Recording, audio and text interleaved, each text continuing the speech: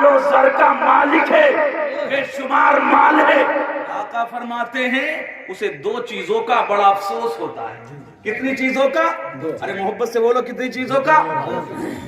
جب وہ دنیا سے جاتا ہے دو چیزوں کا بڑا افسوس کرتا ہے، بڑا رنج کرتا ہے، بڑا غم کرتا ہے، اور وہ دو چیزیں کیا ہے؟ آقا فرماتے ہیں کہ جس مال کو چھوڑ کر وہ مرتا ہے، جس مال کو چھوڑ کر وہ اس دنیا سے جاتا ہے، اس مال کا بڑا افسوس کرتا ہے۔ مال کو چھوڑ کر مر رہا ہے، نہ تو حلال کی تمیز کی ہے نہ حرام کی تمیز کی ہے، دلالی مار کر مال کمایا ہے، اللہ اکبر، ایک دوسرے کے حق کو مار کر مال کمایا ہے۔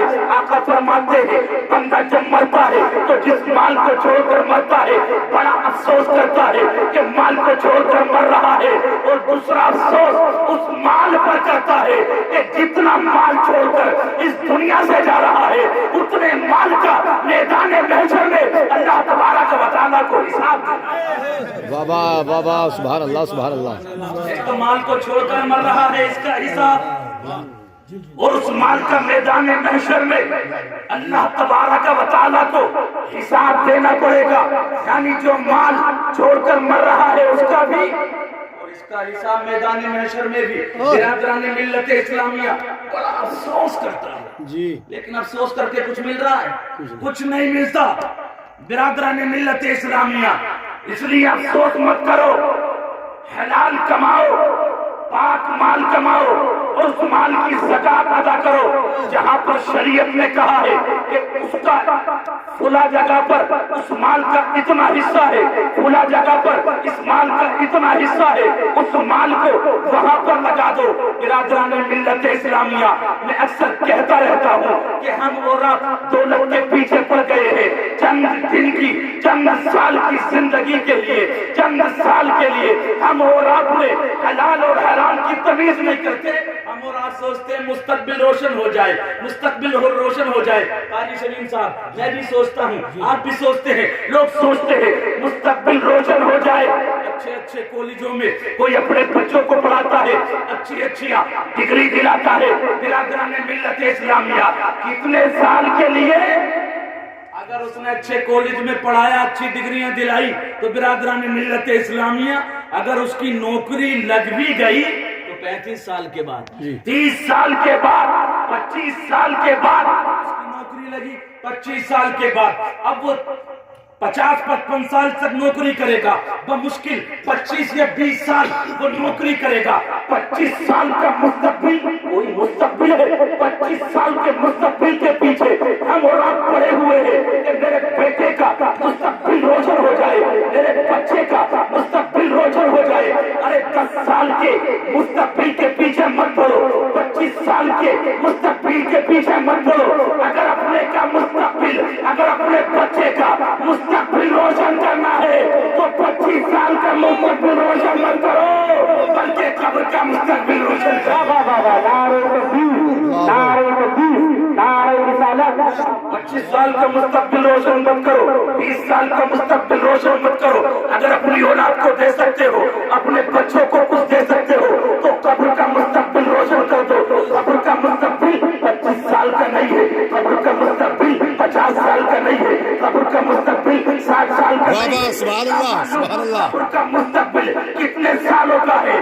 اس لیے اپنی اولاد کو اگر کچھ دینا چاہتے ہو تو قبر کا مستقبل دے دو، قبر کا مستقبل دے دو، ان کو عالم بعمل بنا دو۔ اگر کچھ دینا چاہتے ہو تو میدان محشر کے 50,000 سال کے دن کا مستقبل۔ واہ واہ سبحان اللہ، بہت اچھی تقریر ہو رہی ہے ماشاءاللہ۔ مستقبل کے پیچھے مت پڑو، 20 سال کے مستقبل کے پیچھے مت پڑو۔ یوں آنکھیں کھلی تھی، دیکھتے ہی دیکھتے عمر ہماری 30 اور 30 سال کی ہو گئی ہے۔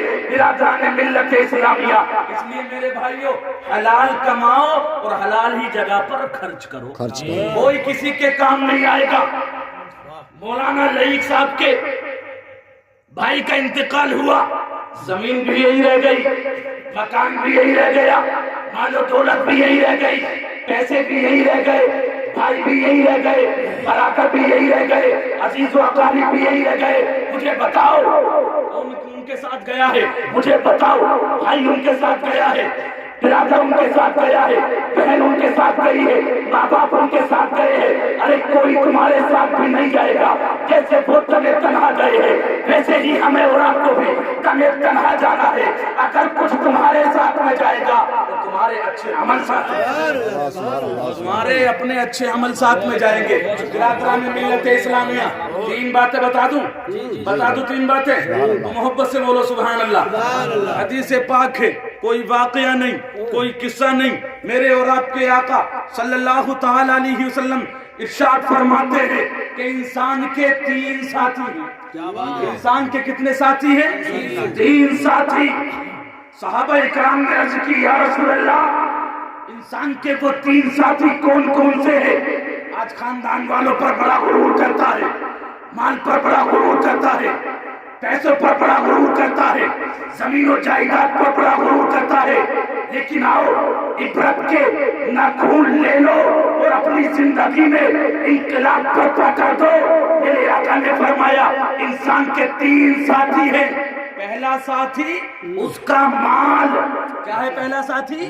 محبت سے بولو کیا ہے؟ اس کا مال۔ دوسرا ساتھی اس کے خاندان والے۔ تیسرا ساتھی اس کے اعمال۔ اب تفسیر سن لو برادران ملت اسلامیہ، پہلا ساتھی جو ہے وہ مال ہے، دوسرا ساتھی جو ہے عزیز و اقارب ہے، تیسرے ساتھی جو ہے نیک اعمال ہے۔ یہ مال کہاں ساتھ آئے گا؟ مال اسے کہاں بچائے گا؟ اللہ اکبر۔ آقا نے فرمایا اگر انسان بیمار پڑ جاتا ہے تو مال اس کے کام آ جاتا ہے۔ اگر تمہاری سانس اٹک اٹک کے آ رہی ہو، بیٹوں سے کہو گے، بھائیوں سے کہو گے، برادر سے کہو گے جلدی سے مجھے مراد آباد لے چلو، میری سانس جو ہے وہ اٹک اٹک کر آ رہی ہے، ایمرجنسی فیس میں جا کر تم اپنے آپ کو دکھاؤ گے۔ اللہ اکبر۔ مال جو ہے تمہارے کام آ جائے گا۔ آقا فرماتے ہیں سانس بند ہوئی، مال نے ساتھ چھوڑ دیا، لے جا قبر میں۔ بہت اچھا، واہ واہ لے جا واہ واہ، قبر میں۔ اچھی تقریر ہو رہی ہے ماشاءاللہ، بہت اچھی میرا تقریر۔ مال جو ہے وہ قبر میں رکھ دینا میری۔ آقا فرماتے ہیں سانس بند ہوئی، مال کا ساتھ چھوٹ گیا، مال نے ساتھ چھوڑ دیا۔ جس مال کے پیچھے تو پڑا ہوا ہے، جس مال کے پیچھے آج ہم اور آپ پڑے ہوئے ہیں، وہ مال کب تک ہمارا ساتھ دے گا؟ وہ زمین کب تک ہمارا ساتھ دے گی؟ آقا فرماتے ہیں تمہاری سانس بند ہوئی، مال نے ساتھ چھوڑ دیا۔ مال کا ساتھ یہیں تک تھا، سانس بند ہوئی، مال نے ساتھ چھوڑ دیا۔ انسان کا دوسرا ساتھی اس کے خاندان والے۔ کون ہے؟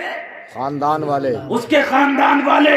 اب خاندان والے کہاں تک ساتھ دیں گے؟ نبی کریم صلی اللہ تعالی علیہ وسلم ارشاد فرماتے ہیں کہ خاندان والے اسے نہلائیں گے، خاندان والے اس کے کفن اور دفن کا اہتمام و انتظام کریں گے، خاندان والے اس کو چار کاندھوں پر سوار کر کے قبر کی منزل تک پہنچائیں گے، اس کو قبر تک پہنچائیں گے۔ آقا فرمائیں گے اس کو قبر میں اتاریں گے، مٹی دیں گے اور واپس آ جائیں گے۔ اب خاندان والوں نے بھی ساتھ چھوڑ دیا، مال نے بھی ساتھ چھوڑ دیا، خاندان والوں نے قبر تک ساتھ دیا، اور قبر کے بعد میں خاندان والے بھی واپس آ گئے۔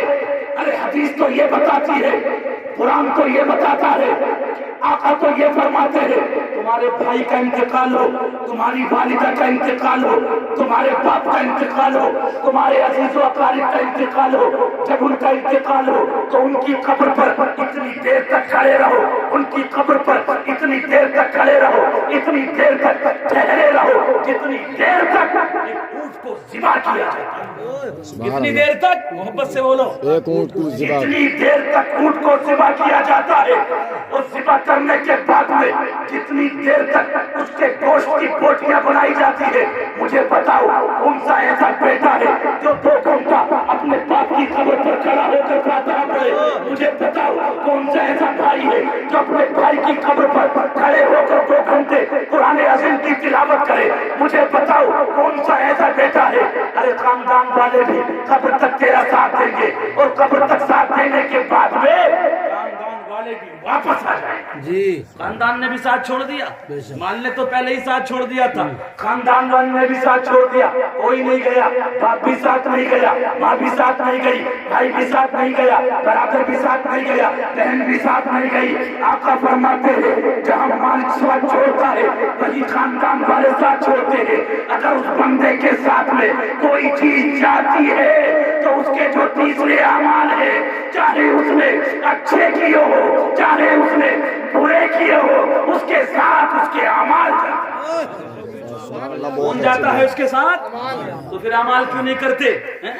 مال کمانے تے میں تو بہت پیش رہتے ہیں, بہت آگے رہتے ہیں. خاندان پر بڑی ڈینگیں مارتا ہے, بیٹوں پر بڑی ڈینگیں مارتا ہے, برادر پر بڑی ڈینگیں مارتا ہے.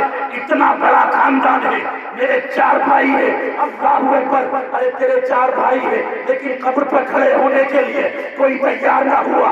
آقا فرماتے ہیں اگر تیرے ساتھ کوئی جائے گا تو تیرے اعمال ہوں گے. پیسے کے پیچھے مت پڑو, پیسے کے پیچھے مت پڑو, دولت کے پیچھے مت پڑو.